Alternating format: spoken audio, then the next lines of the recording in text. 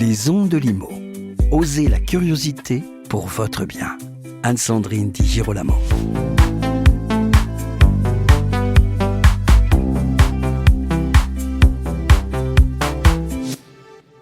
Le bureau fait-il sa révolution silencieuse ? Cette révolution est-elle d'ailleurs si silencieuse que cela ?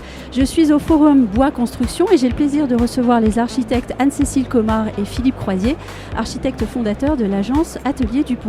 Bonjour Philippe Croisier. Bonjour. Bonjour Anne-Cécile Comard. Bonjour. De nombreux et très ambitieux projets de lieux de travail, de bureaux voient le jour en France chaque jour.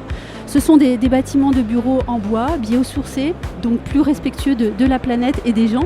Est-ce que c'est bien une tendance nouvelle qui est en train de s'installer selon vous ? Sur la construction bois, oui, clairement, puisque en fait, on fait attention à l'empreinte carbone des constructions. Donc le bois est un allié, un bon allié pour arriver à réduire cette empreinte. Oui, on a parlé de l'abandon du bureau après le Covid. Cette nouvelle tendance de construire du bureau bois biosourcé, je suppose qu'elle amène aussi d'autres choses. Disons qu'aujourd'hui, en fait, les entreprises ont besoin d'attirer les gens et de séduire.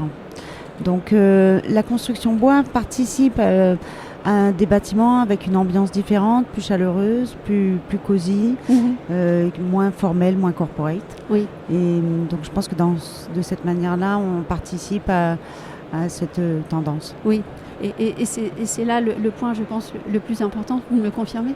Oui, tout à fait. Oui. Alors vous êtes venu ici au Forum Bois Construction avec en particulier un magnifique projet.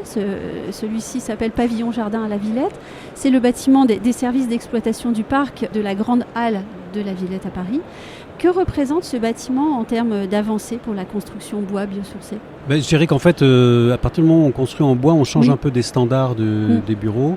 Là, à la Villette, on a quand même des populations qui travaillent, qui sont très différentes, plein de métiers très différents, et puis des gens qui sont sédentaires, d'autres qui sont plus nomades, puisqu'ils parcourent en fait tout le site. Puis il y a pas mal aussi de prestataires extérieurs qui viennent régulièrement dans le bâtiment. Donc, disons que le fait de faire ce bâtiment en bois dans un environnement très naturel a permis d'imaginer un espace qui soit beaucoup plus flexible, en fait.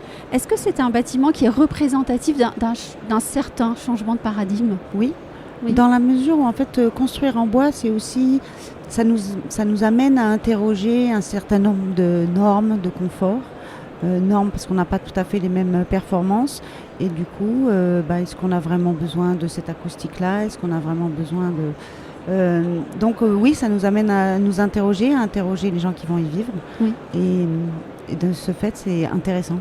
La structure bois du bâtiment a été laissée apparente. Pourquoi et qu'est-ce que cela signifie en termes d'évolution de vision architecturale ? Nous, depuis que la construction bois a pris un essor en France, on réapprend en fait à construire avec des assemblages qui sont souvent intéressants à étudier et intéressants à montrer parce qu'ils participent à l'ambiance générale des espaces intérieurs. Ce que disait Anne-Cécile, c'est qu'il y a aussi la volonté de faire des espaces qui soient assez domestiques. Oui. Donc le fait de la laisser, nous on plaide pour laisser apparent parce que ça fait aussi une ambiance qui est très chaleureuse. Alors on lutte un peu contre des réglementations incendies compliquées, mais disons à la Villette le bâtiment est assez bas, donc on est dans un contexte réglementaire plutôt souple.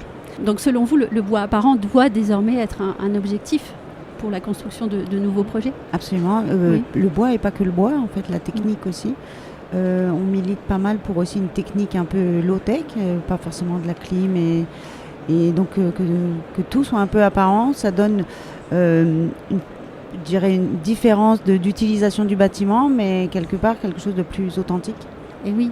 Vous avez parlé de la climatisation. Alors j'ai une dernière question, puisque au cœur de ce bâtiment, il y a un atrium bioclimatique avec des jeux de lumière. J'ai vu les photos, jeux de lumière assez merveilleux. Est-ce que intégrer, par exemple, un atrium bioclimatique doit devenir, selon vous, un standard de construction et de conception ? Ça dépend un peu du projet. Là, on est sur... Voilà. Mais disons que oui, effectivement, prendre en compte des principes bioclimatiques dans la construction, c'est des choses... qui nous tiennent à cœur, de ne pas mettre tout l'argent dans des installations compliquées à maintenir.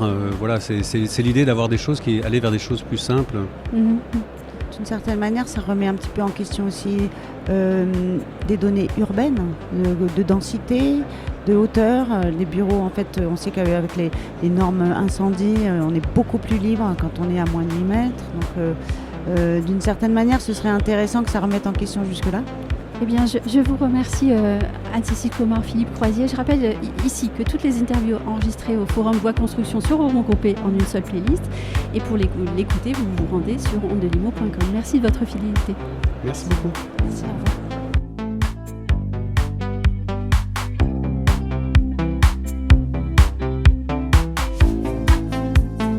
Retrouvez les Ondes de Limo sur ondelimo.com, les réseaux sociaux et la newsletter.